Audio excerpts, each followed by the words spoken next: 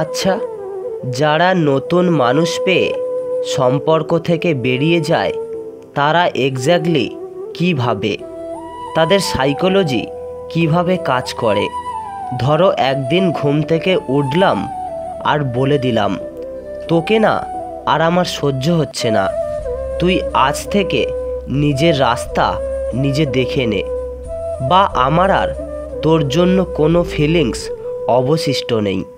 ব্যাস, এই কথাগুলো বললাম, তাকে সব জায়গা থেকে ব্লক করে যোগাযোগের সমস্ত রাস্তা বন্ধ করে দিলাম, আর সম্পর্ক শেষ হয়ে গেল।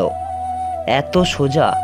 অবশ্য এত সোজাসাপটা করে যদি কেউ বলে কষ্ট হলেও তাও মানা যায়, কিন্তু যারা মন নিয়ে খেলে, মাইন্ড গেম খেলে, তারা এক্স্যাক্টলি কী ভাবে?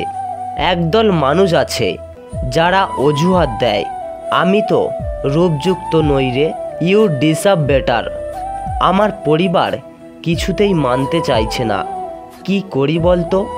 আর একদল মানুষ আছে যারা কিছু বলে না, তারা আস্তে আস্তে গুরুত্ব দেওয়া কমিয়ে দেবে, দিনের পর দিন মেসেজ সিন করে ফেলে রাখবে। আগে যে রিপ্লাই সেকেন্ডে সেকেন্ডে আসতো, সেটা এখন মিনিট পেরিয়ে ঘন্টায় পৌঁছাবে। কথা বলার মেয়াদ কমবে, ওয়েটিংয়ের পর ওয়েটিং আসবে।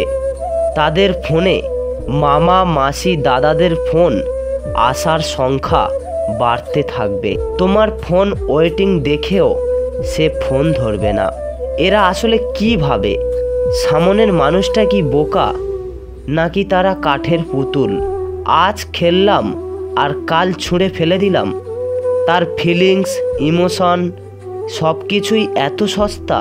কিছু সম্পর্ক থেকে বেরিয়ে যাওয়ার তাড়ায় এতই ব্যস্ত হয়ে ওঠে, তারা একবারও ভেবে দেখে না বিপরীতে মানুষটার যন্ত্রণা কোন পর্যায়ে যেতে পারে। তার নিজের সুখের জন্য এতটাই মত্ত হয়ে ওঠে, তারা ভুলে যায় ওই মানুষটা একদিন সবথেকে বড় সাপোর্ট সিস্টেম ছিল। তার জন্য সকলের বিপক্ষে গিয়েও লড়েছিল। প্রচণ্ড আত্মসম্মান বজায় রাখা মানুষটা তখন ভালোবাসার মানুষকে হারিয়ে ফেলার ভয়ে দিক বিদিক শূন্য হয়ে বারবার ছুটে যায়, ফোন করে, মেসেজ করে। সামনের দিকের মানুষটা হয়তো বুঝবে, এই আশায় যত রকম ভাবে সম্ভব বোঝাতে থাকে। আত্মসম্মান তখন তার কাছে নিহাতি একটা তুচ্ছ শব্দ মাত্র।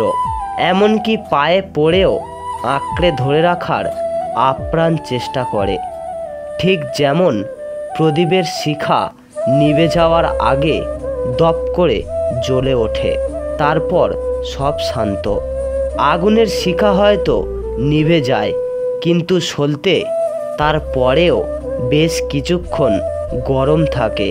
ঠিক তেমনি সম্পর্ক হারিয়ে ফেলা মানুষটার বুকে ধকধকে খাড় হয়ে যায়।